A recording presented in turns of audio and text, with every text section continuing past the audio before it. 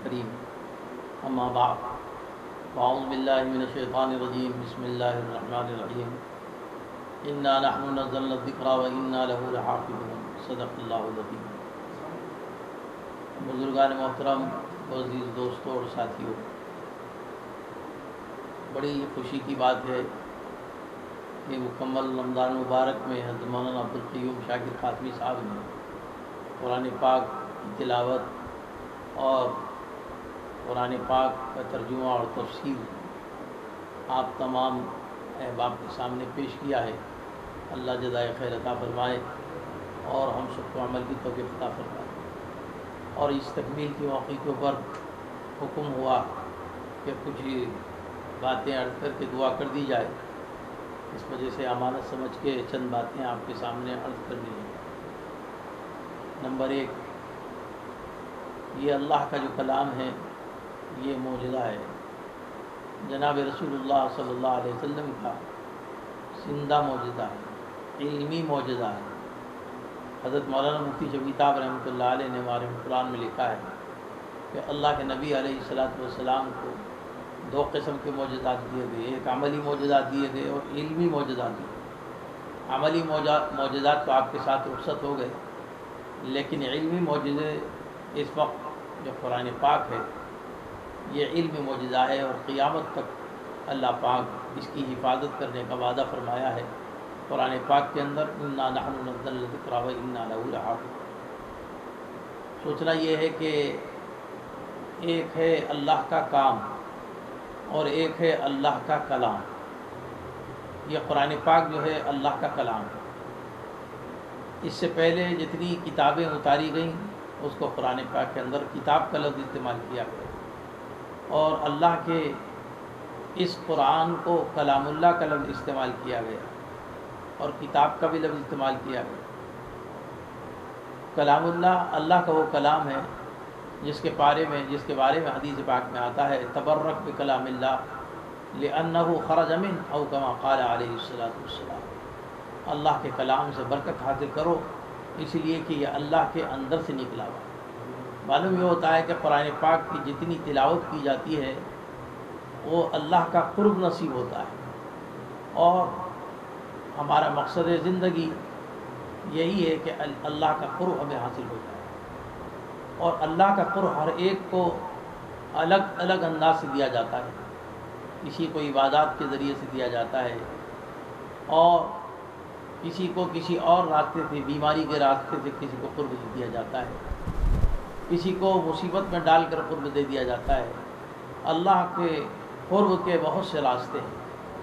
ایک بہت بڑا راستہ یہ ہے کہ اللہ کے کلام، اللہ پاک کے اللہ کے کلام کی تلاوت کی جائے، خوب تلاوت کی جائے۔ اس کے فائدے، اس کے ثمرات اور اس کے برکات مستقل ہیں۔ جناب رسول اللہ صلی اللہ علیہ وسلم اس وجہ سے قرآن پاک کی روزانہ تہجد میں تلاوت فرمایا کرتے ہیں۔ صحابہ کرام کا معمول تھا روزانہ تہجد میں قرآن پاک کی تلاوت کرنے کا۔ اولیاء امت کا معمول ہے کہ تہجد کے اندر قرآن پاک کی تلاوت کرنا۔ معلوم یہ ہوتا ہے کہ قرآن پاک کی تلاوت کرنا مستقل ایک عبادت ہے۔ یہی وجہ ہے کہ قرآن پاک سمجھ میں آئے یا سمجھ میں نہ آئے، قرآن پاک کو پڑھنا مستقل ایک عبادت ہے۔ ہر حرف پر 10 نیکی لکھی جاتی ہیں۔ یہی وجہ ہے کہ جناب رسول اللہ صلی اللہ علیہ وسلم نے ارشاد فرمایا کہ اگر کوئی شخص الف لام میم کی تلاوت کرتا ہے تو اس کو 30 نیکی ملے۔ اور سب جانتے ہیں کہ الف لام میم کے معنی اللہ اور اللہ کے رسول صلی اللہ علیہ وسلم کے علاوہ کسی کو نہیں معلوم، یہ اللہ کے راز ہیں۔ یعنی ہر قرآن پاک کے اندر ترجمے میں یہ لکھا جاتا ہے الف لام میم اور حروف مقطعات جو 14 ہیں، حامیم عین سین قاف کاف ہا عین صاد قاف نون، جتنے بھی حروف مقطعات ہیں وہاں لکھا جاتا ہے اللہ اعلم ورسول۔ تو معلوم یہ ہوتا ہے کہ قرآن پاک کی تلاوت چاہے سمجھ میں آئے چاہے سمجھ میں نہ آئے مستقل ایک عبادت ہے۔ اس وجہ سے قرآن پاک کی تلاوت کرنا بہت بڑے ثواب کی بات ہے۔ ہمارے اکابر کا بھی معمول یہی رہا کہ رمضان مبارک کو کیونکہ قرآن پاک سے خاص مناسبت ہے، شہر رمضان الذی انزل فیہ القرآن، شہر رمضان الذی انزل فیہ القرآن ھدی للناس وبینات من الھدی والفرقان، یعنی رمضان کے مہینے کو قرآن پاک سے خاص مناسبت کی وجہ سے اس مہینے میں قرآن پاک نازل کیا گیا۔ اس وجہ سے صحابہ کرام کا معمول، جناب رسول اللہ صلی اللہ علیہ وسلم کا معمول اور اولیاء اور علماء کا معمول یہ تھا کہ کثرت کے ساتھ رمضان مبارک میں قرآن پاک کی تلاوت کی جاتی رہی۔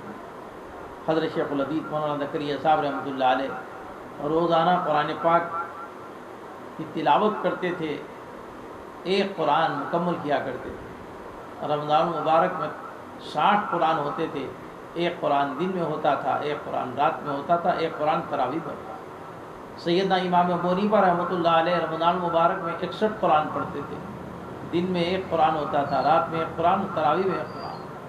اولیاء امت کا معمول رہا ہے، ہمیشہ ہے رمضان مبارک میں خاص طور پر قرآن پاک کی تلاوت کرنا۔ اس وجہ سے قرآن پاک کی تلاوت کا اہتمام رمضان مبارک میں جس نے بھی کیا ہے وہ قابل مبارکباد۔ دوسری بات میں نے عرض کی ہے کہ ایک اللہ کا کلام ہے اور دوسرے اللہ کا کام ہے۔ اللہ کا کام کیا ہے؟ اللہ کا کام یہ پوری کائنات ہے۔ ان فی خلق السماوات والارض واختلاف اللیل والنہار لآیات لأولی الالباب، یعنی کہ اللہ پاک نے زمین کو، آسمان کو، رات کو، دن کو پیدا کیا ہے، اس میں نشانی کائے کے لیے، عقل مندوں کے لیے۔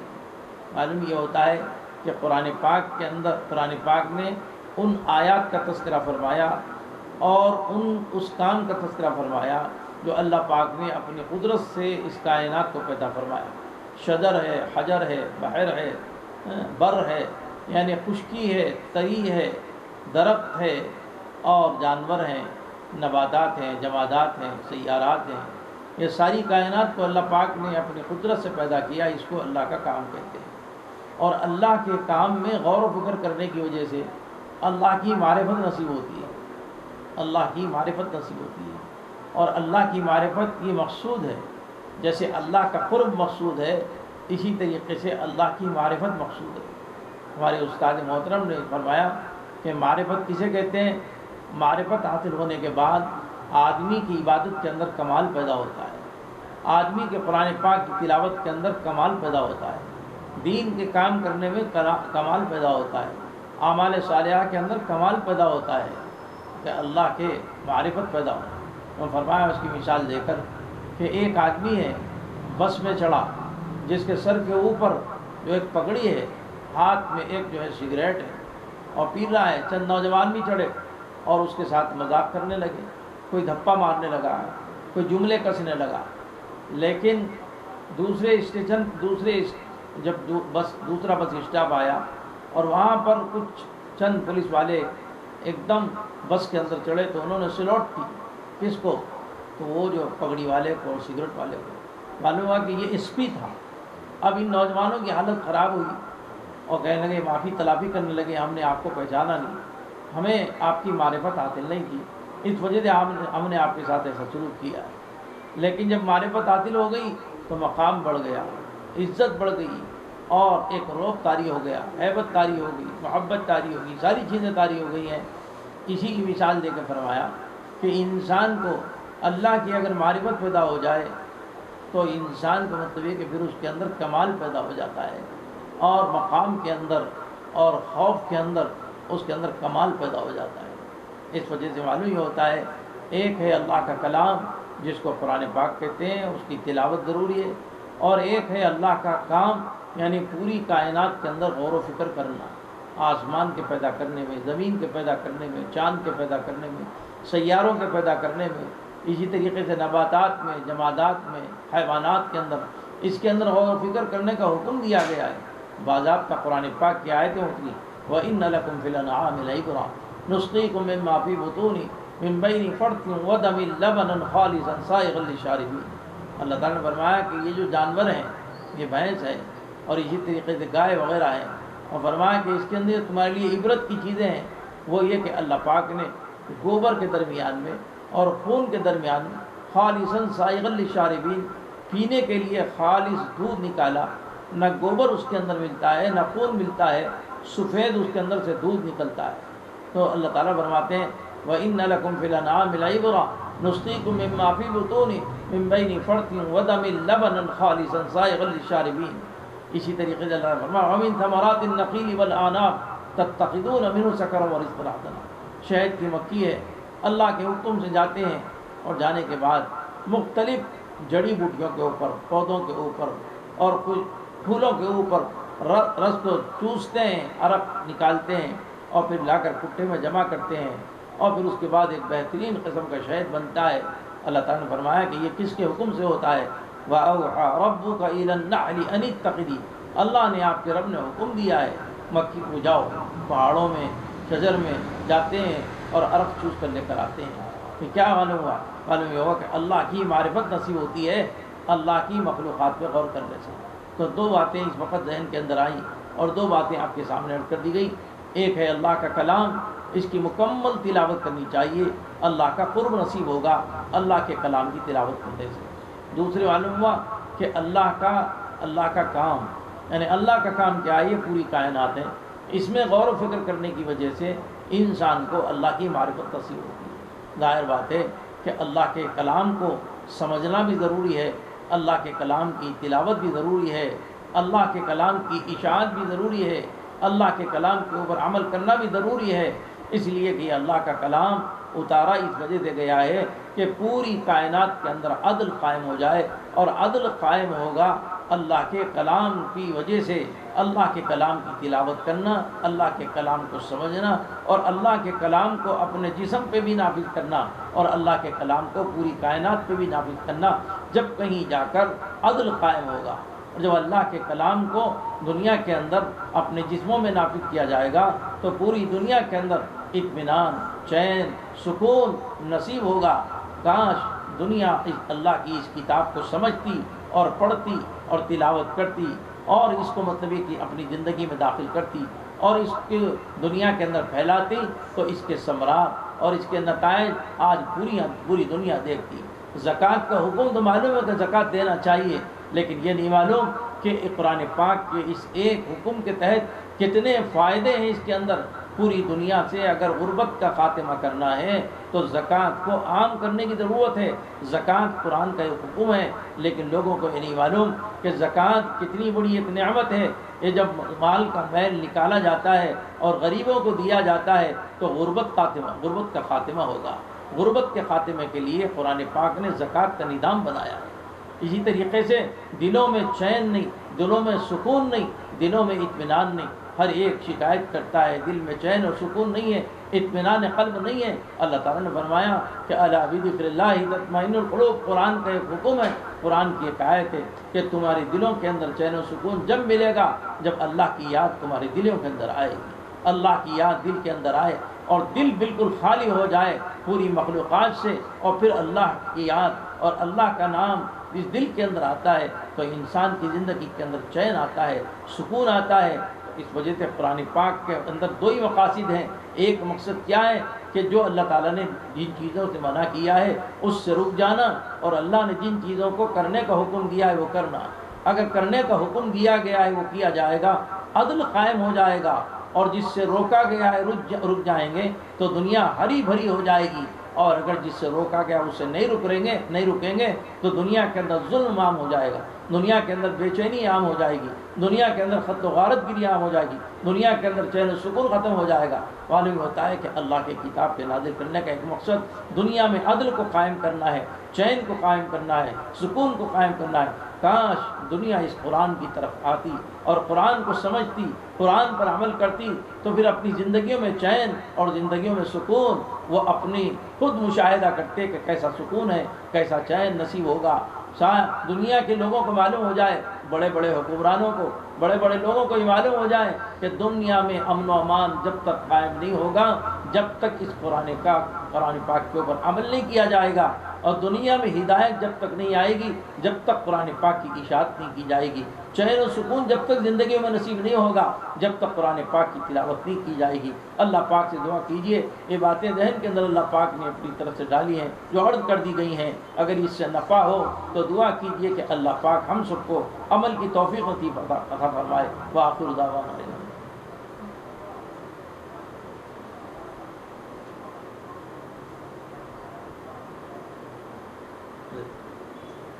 اللهم صل على سيدنا ونبينا مولانا محمد وعلى آل محمد وآله وسلم۔ ربنا ظلمنا أنفسنا وإن لم تغفر لنا وترحمنا لنكونن من الخاسرين۔ اے اللہ رحم فرما، کرم فرما، فضل فرما، عافیت والی زندگی نصیب فرما۔ اے اللہ اس اللہ کے کلام کو عام کرنے کی توفیق نصیب فرما، اس اللہ کے کلام کو اے اللہ عمل کرنے کی توفیق نصیب فرما۔ اے اللہ تیرا قرب نصیب فرما دے، تلاوت کی توفیق نصیب فرما دے۔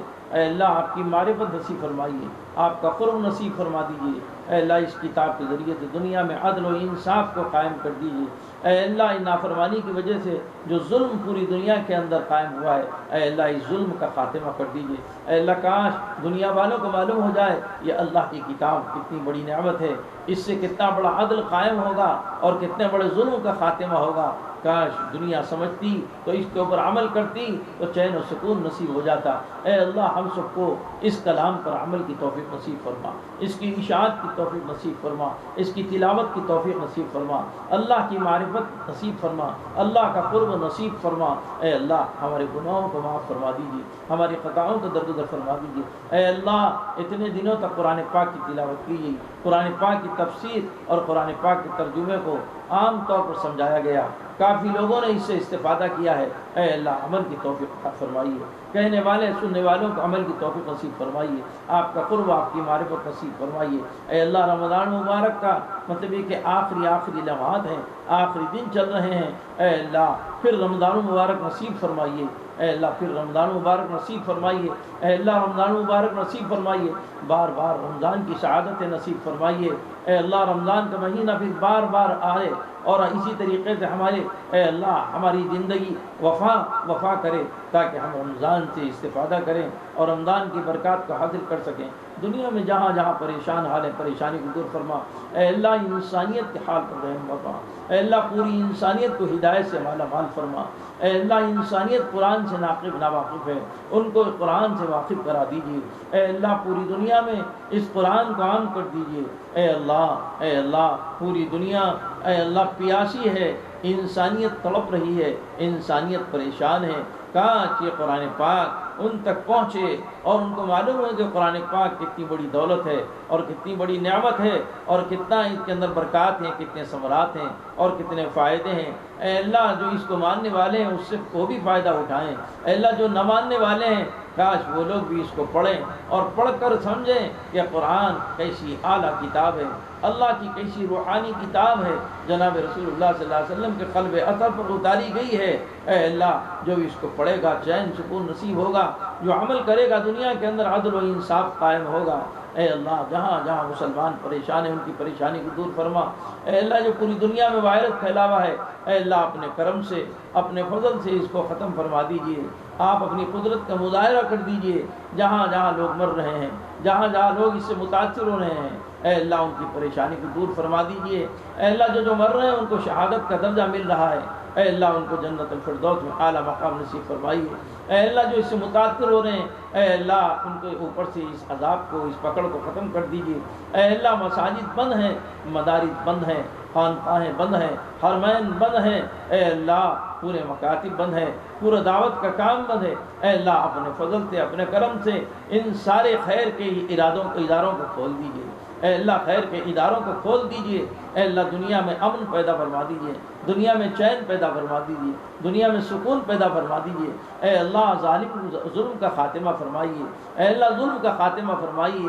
اے اللہ وہ لوگ جو اس کو سمجھے ہوئے نہیں ہیں ہدایت سے مالا مال فرما دیجئے۔ اے اللہ جو اس کو سمجھے ہوئے نہیں ہیں، اے اللہ ان کو ہدایت سے مالا مال فرما دیجئے۔ اے اللہ ظالم کو ہدایت دے دیجئے، اور اگر ان کے مقدر میں ہدایت نہیں ہے تو جو آپ کا فیصلہ ہر زمانے میں ہوتا ہے وہ فیصلہ صادر فرما دیجیے۔ اے اللہ ہماری تمام خطاؤں کو، دن کی غلطیوں کو، رات کی غلطیوں کو معاف فرما دیجیے، ہماری بے چینیوں کو دور فرما دیجیے، ہماری پریشانیوں کو دور فرما دیجیے۔ جتنے امت مسلمہ پریشان ہیں، امراض میں مبتلا ہے، مسائل میں مبتلا ہے، غربت میں مبتلا ہے، پریشانیوں میں مبتلا ہے، اے اللہ غیب سے اے اللہ اس کو ختم فرما دیجیے، چین فرما دیجیے، سکون نصیب فرما دیجیے، امن و امان نصیب فرما دیجیے۔ اے اللہ ہر گھر کے اندر خوش و خرم رہنے کے حالات پیدا فرما دیجیے۔ اے اللہ حالات کو اے اللہ صحیح کر دیجیے، حالات کو بدل دیجیے۔ اے اللہ اس مسائل سے پوری امت کو نکال دیجیے، اے اللہ اس مسائل سے پوری امت کو چھٹکارا دلا دیجیے، اے اللہ آپ کے حکم کے بغیر، آپ کی مشیت کے بغیر، آپ کے بغیر کچھ نہیں ہو سکتا، کچھ بھی ہو لیکن آپ کی مشیت ہے اور آپ کی مشیت کے تحت ہو رہا ہے، ایک پتہ نہیں ہل سکتا، تو اتنی بڑی دنیا میں اتنا بڑا وائرس کے اندر جو مبتلا ہے آپ کی مشیت کے بغیر کیسے ہو سکتا ہے؟ اے اللہ آپ کی مشیت کو تبدیل کر دیجئے، آپ اپنے کرم سے اپنی قدرت سے چین کے سکون کے حالات پیدا فرما دیجئے۔ امت مسلمہ بہت پریشان ہے، اے اللہ ان کی پریشانی کو دور فرما دیجئے، گھروں میں بے سکونی ہے سکون پیدا فرما دیجئے، معاشرے میں بے سکونی ہے سکون پیدا فرما دیجئے، اے اللہ بہترین حکمراں نصیب فرما، اے اللہ بہترین حکمراں نصیب فرما، ظالم حکمرانوں کو یا تو ہدایت دے دے، یا تو راستے سے ہٹا دیجئے، یا تو ان کو عقل سلیم عطا فرما دیجئے۔ اے اللہ یہ ملک ہمارا ہے، یہ اللہ ملک ہمارا ہے، اے اللہ اس میں خدمت کی توفیق عطا فرمائیے، جو لوگ خدمت کر رہے ہیں ان کے خدمات کو قبول فرمائیے، اے اللہ جتنے برادران وطن ہیں اے اللہ ان کو بھی ہدایت سے نواز دیجئے، اور ہدایت سے نواز کر چین و سکون نصیب فرما دیجئے، اے اللہ اتحاد پیدا فرما دیجئے، اے اللہ اتحاد پیدا فرما دیجئے، تمام مسلمانوں میں اتحاد پیدا فرما دیجئے، اے اللہ رمضان کی تمام عبادات کو، ذکر کو، تلاوت کو، زکوٰۃ کو، اعتکاف کو اے اللہ قبول فرما لیجئے، اے اللہ قبول فرما دیجئے، اے اللہ قبول فرما لیجئے، اے اللہ جو کوتاہیاں ہو چکی ہیں اللہ اس کو معاف فرما دیجئے، کمی ہے اللہ جو کمیاں ہو چکی ہیں اللہ اس کو معاف فرما دیجئے، اے اللہ معاف فرما دیجئے، اے اللہ اپرادھی ہو جائیے، جنت الفردوس میں اعلیٰ مقام نصیب فرما دیجئے، اے اللہ اپرادھی ہو جائیے، اے اللہ اپرادھی ہو جائیے، اے اللہ اپرادھی ہو جائیے، اے اللہ آپ کی ناراضگی کی وجہ سے ہم پریشان ہیں، اے اللہ جس دن آپ راضی ہو جائیں گے ایک نظر رحمت ڈال دیں گے ہمارے حالات بدل جائیں گے، غضب کی نگاہ کو ختم فرما دیجیے، غضب کی نگاہ کو ختم فرما دیجیے، اے اللہ آپ تو 70 ماؤں سے زیادہ محبت کرتے ہیں، ایک ماں اپنے بچے کی بے چینی کو برداشت نہیں کر سکتی، اے اللہ یہ ساری امت ساری انسانیت کی بے چینی کو آپ کیسے برداشت کریں گے؟ اس وجہ سے آپ کی غفاریت کو اے اللہ جوش میں لا کر، رحمانیت کو جوش میں لا کر، اے اللہ رحیمیت کو جوش میں لا کر، اے داتاؤں کے داتا، اے رحیموں کے رحیم، اے کریموں کے کریم، حالات کو بدل دیجیے، حالات کو بدل دیجیے، حالات کو بدل دیجیے، حالات کو بدل دیجیے۔ امت مسلمہ بہت پریشان ہے، اے اللہ پریشانی اٹھانے کے متحمل نہیں ہے، اے اللہ اب تو آپ بس کر دیجیے، اب تو حالات کو بدلنے کا فیصلہ فرما دیجیے، ہمارے گناہوں کو مت دیکھیے، آپ اے اللہ سمندروں سے زیادہ وسیع آپ کی رحمت ہے، اس رحمت کو استعمال کر کے حالات کو تبدیل کر دیجیے، اے اللہ آپ راضی ہو جائیے، آپ کا غصہ ختم کر دیجیے، اے اللہ آسمان کے تیور بتا رہے ہیں آپ سب سے ناراض ہیں، آپ اپنی ناراضگی کو دور فرما دیجیے، دور فرما دیجیے، دور فرما دیجیے، بہت گناہ ہو چکے ہیں معاف فرما دیجیے، آئندہ کا عزم کرتے ہیں ہم گناہ نہیں کریں گے، ہماری اس توبہ کو قبول کر لیجیے، ہماری اس شرمندگی کو قبول کر دیجیے، اے اللہ ہم نادم ہیں ہماری ندامت کو قبول فرما لیجیے، اے اللہ آپ توبہ قبول کرتے ہیں تو پھر نوازتے ہیں، ہماری توبہ قبول کر کے نواز دیجیے، اے اللہ بچی کچی زندگی میں تیری دین کی خدمت کی توفیق نصیب فرما، تیرا قرب حاصل کرنے کی توفیق نصیب فرما، تیری معرفت کی توفیق نصیب فرما، اے اللہ ہماری ان دعاؤں کو میں اپنے فضل و کرم سے جناب رسول اللہ صلی اللہ علیہ وسلم کے صدقے میں قبول فرما، وصلی اللہ تعالی علی خیر خلق محمد وآلہ واصحابہ اجمعین۔